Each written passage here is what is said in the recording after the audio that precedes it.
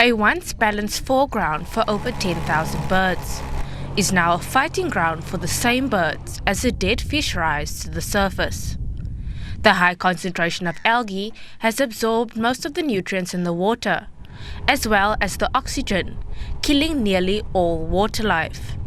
This due to waterways being pumped into dams and estuaries. It's a very dark rusty red color in the early stages of the bloom, and then when the bloom starts reaching its peak and it starts finishing up all the nutrients it has, it starts becoming black, which creates these huge black water events that the public have now seen and taken heed of.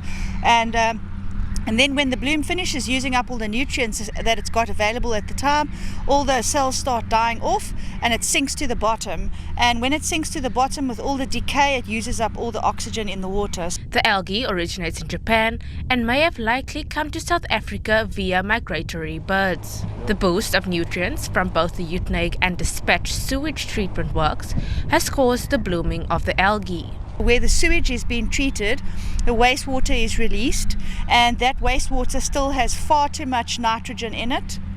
And that's actually all the nitrates are fueling these blooms, and also we have frequent sewage spills. So that raw sewage that's entering the ecosystem, it's basically like constantly throwing fertilizer on plants. Eventually, you're just going to have an overgrowth of plants.